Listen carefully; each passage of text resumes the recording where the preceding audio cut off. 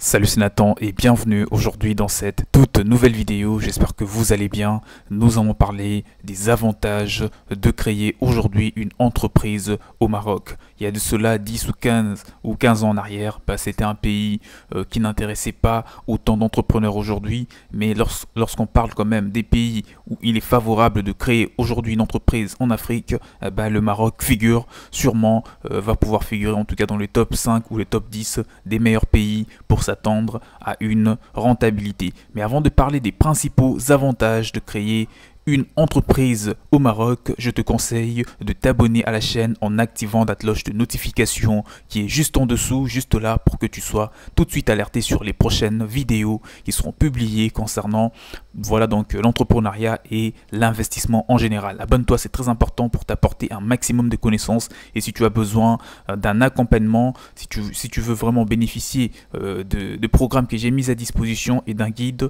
qui t'a réuni toutes les informations pour que tu puisses t'expatrier au Maroc et créer ton entreprise. Si tu es intéressé par ça, tu peux me contacter. Mon mail est juste là dans la description de cette vidéo afin de te communiquer toutes les procédures pour bénéficier de ce programme, éventuellement t'accompagner jusqu'au bout, jusqu'à ce que tu vas vraiment immatriculer ton entreprise au Maroc. Donc rentrons un petit peu dans le détail pour te dire qu'à moins de 3 heures de vol de Paris, le Maroc est une destination privilégiée pour les entrepreneurs, et surtout les Français en particulier. De par sa position géographique, ces pays a toujours été un point incontournable de rencontres et d'échanges économiques et surtout culturels. D'ailleurs, la communauté française, plus précisément, est la plus importante dans le royaume, avec plus de 51 000 résidents répartis sur plusieurs pays, sur plusieurs villes, notamment celles de Casablanca, de Marrakech, de Tanger ou encore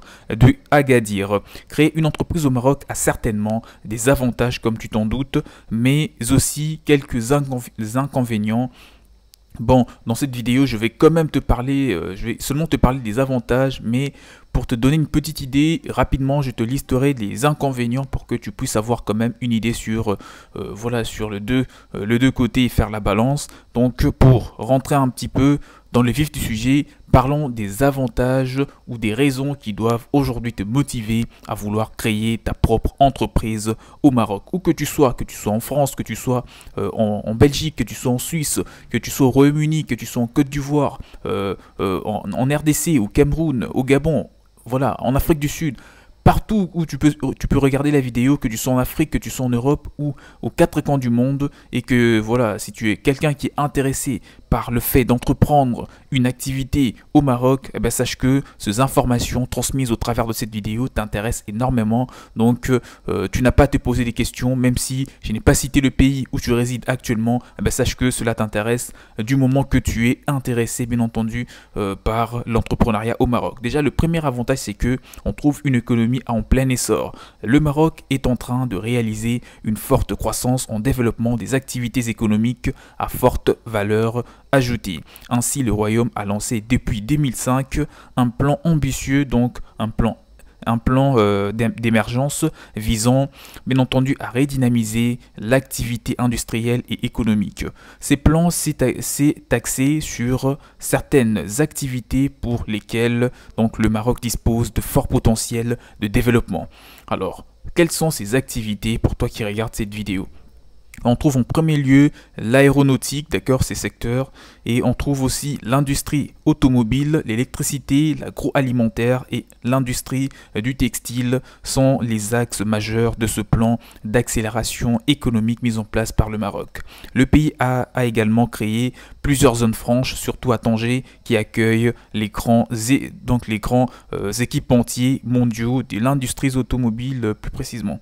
Sur le plan financier, la ville de Casablanca ou Casablanca Finance City, basée dans cette ville, est devenue la première place financière d'Afrique devant celle de Johannesburg et continue d'attirer les grandes sociétés comme la PNB Paribas, Ford, Bank of China, etc. Donc Casablanca accueille également les usines de grands constructeurs de l'industrie aéronautique comme Bombardier, Airbus ou encore Boeing.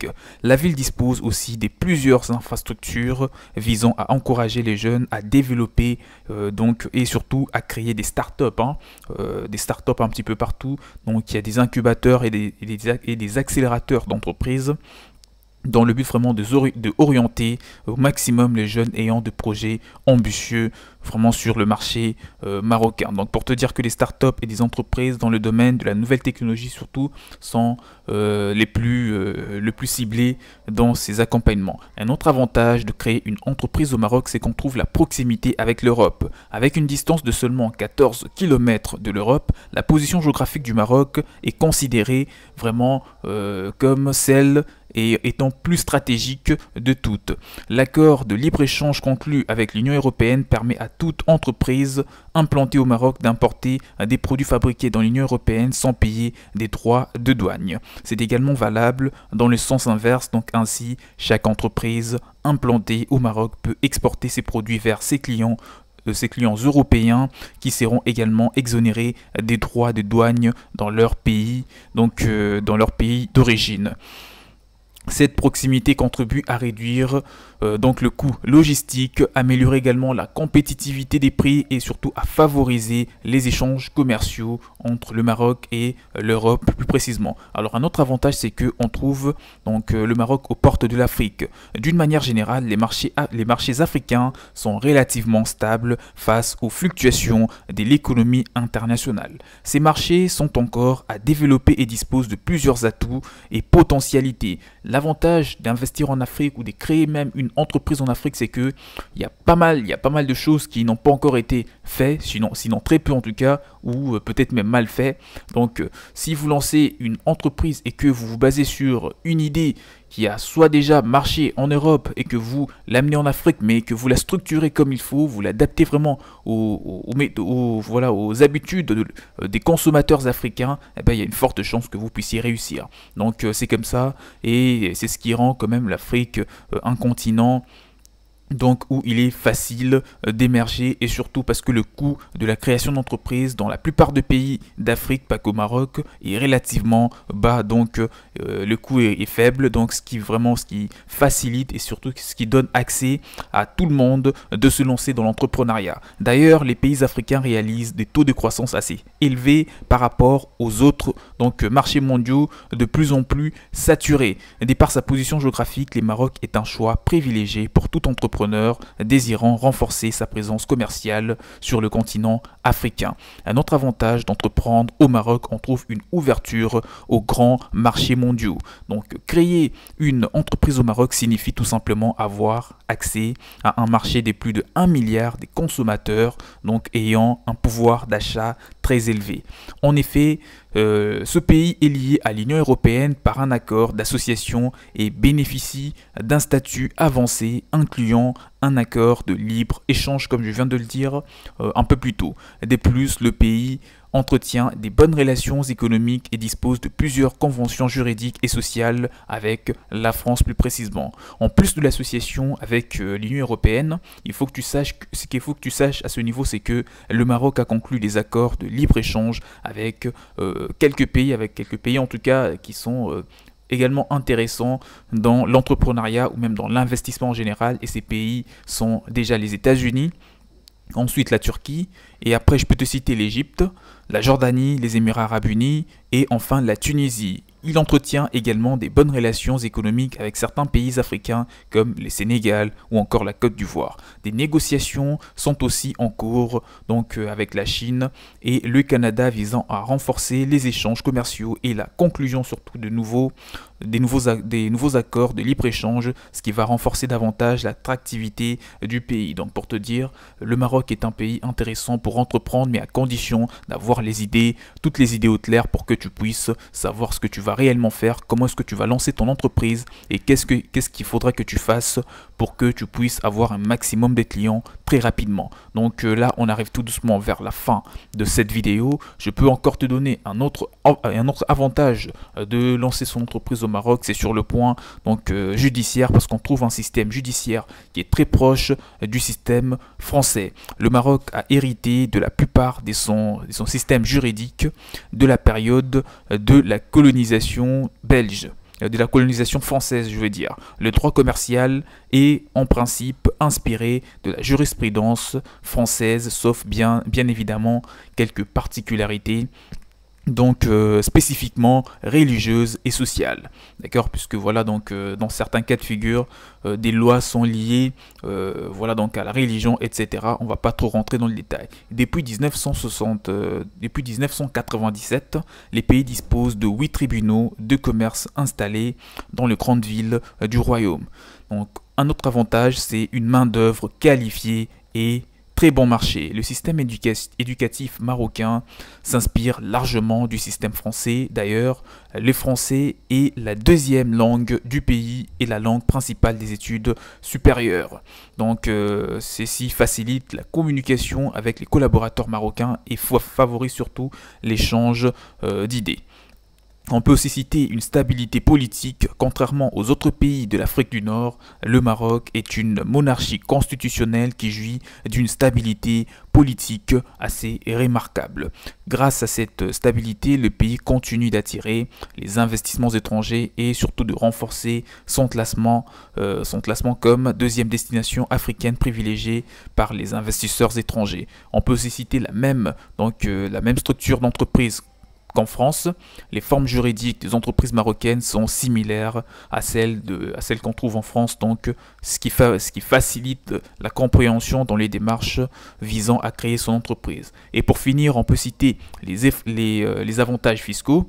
L'administration marocaine a considérablement simplifié donc la procédure de création des entreprises dans le pays.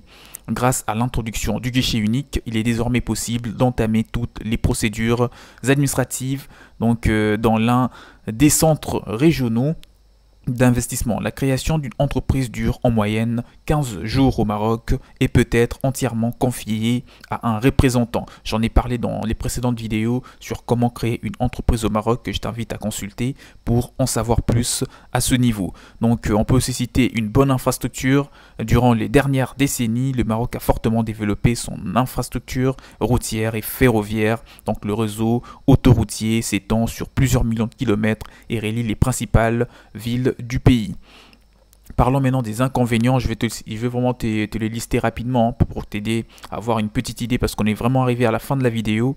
Je peux te dire que le premier inconvénient de créer une entreprise au Maroc, c'est un coût d'énergie qui est assez élevé. On peut aussi citer des difficultés dans les procédures douanières, ça c'est vrai, malgré les réformes entamées par l'administration des douanes et des impôts directs et indirects visant à simplifier les procédures les procédures douanières. Les différents importateurs et exportateurs implantés dans le pays souffrent du retard dans les traitements de leurs dossiers.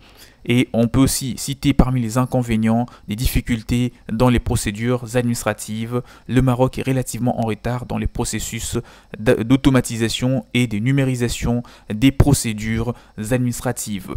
Les différents intervenants donc sont unanimes sur le besoin de moderniser davantage l'administration marocaine. J'espère que cette vidéo t'a été très utile et que tu en as vraiment tiré un maximum d'informations sur les avantages de créer une entreprise au Maroc, mais aussi quelques inconvénients, quelques contraintes qui sont à connaître pour quelqu'un qui envisage très prochainement de monter sa propre entreprise au Maroc. Et si tu as besoin d'un accompagnement, d'une personne qui pourra t'aider à immatriculer, à enregistrer en tout cas, je vais dire, ton entreprise de A à Z, et surtout à apprendre comment lancer, comment réussir une entreprise, comment attirer des clients, comment structurer vraiment l'ensemble de son entreprise dans ce pays, je vous conseille tous de me contacter, bien entendu. Mon mail est juste là dans la description de cette vidéo, parce que j'ai mis à disposition un guide un guide pratique qui te réunit toutes les informations à ce sujet, mais aussi